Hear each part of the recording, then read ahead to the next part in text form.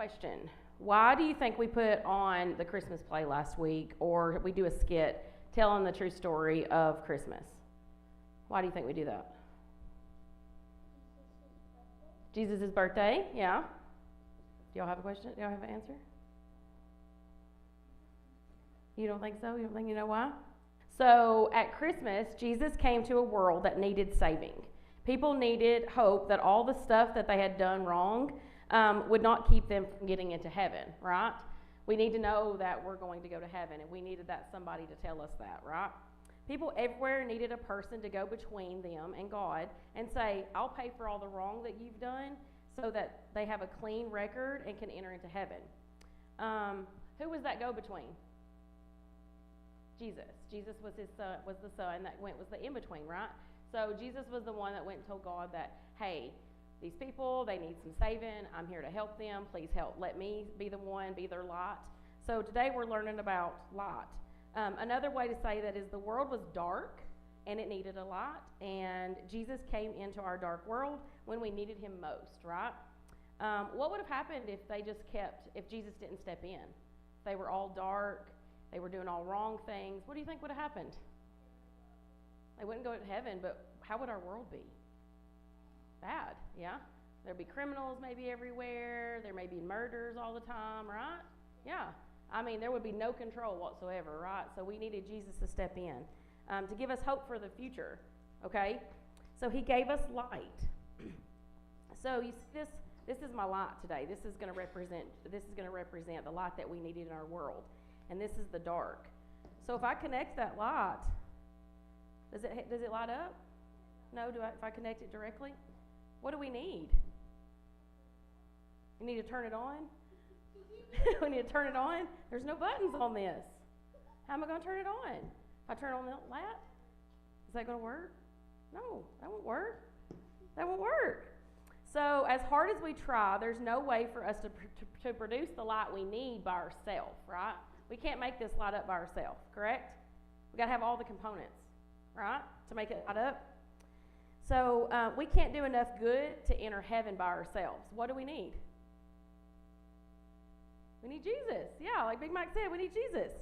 So Jesus is called the light of the world because he is the source of spiritual truth. He brings divine revelation, truth, and understanding. Come here, Elizabeth. I'm going to read my first verse.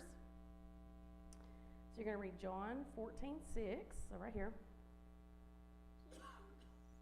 Saith.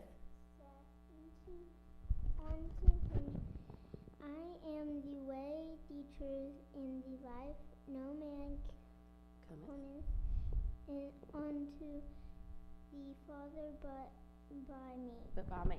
Okay. So he is the source of spiritual truth. And then next, he's the guidance and salvation. His teachings and example guide people out of spiritual darkness. What is spiritual darkness? What do you think that is?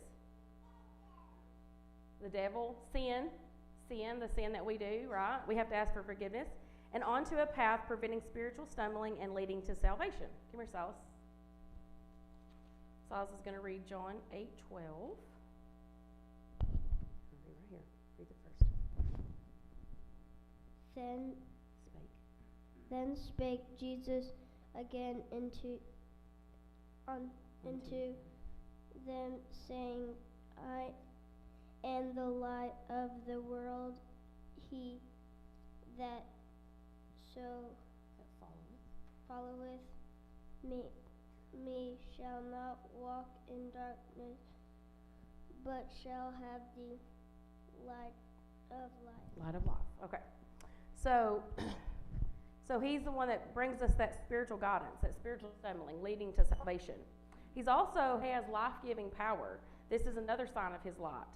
Like the sun that enables physical life, Jesus is the source of spiritual life, offering abundant life and resurrection to those who believe in him.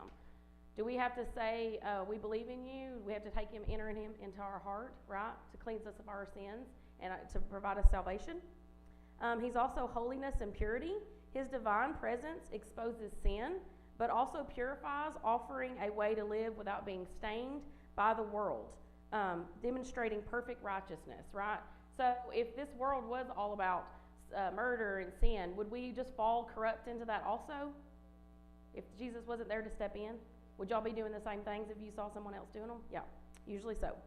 And then at last, divine revelation. He embodies God's presence and glory, making God known in a tangible way, revealing a father's nature and character. So once Jesus enters the picture, everything changes. So this is our Jesus today. He's our connection, okay? He's our connection to that lot, to God, our lot, okay? Hopefully I do this right. All right. So what do you think happens when Jesus steps in? He turns on the light. Let me get sure I get in there really good. Josh told me. Oh. He's our light, right? He becomes our light. So we have that connection. Jesus connected us, and he become our light. I'm going to do that one. So when we Jesus brings the light to our lives and hope that we have a future after we die. In essence, Jesus is the light because he is the ultimate revelation of God, the guide for navigating life's challenges, the source of spiritual life, and the power that overcomes darkness. It is the light of Jesus that we celebrated at Christmas. Okay? So always think of that. You've got to have all the connectors to get him to be the light in your life. Okay? All right? I'm done. Y'all can get Kenny. He gave it to me. It's a golf cart battery. Or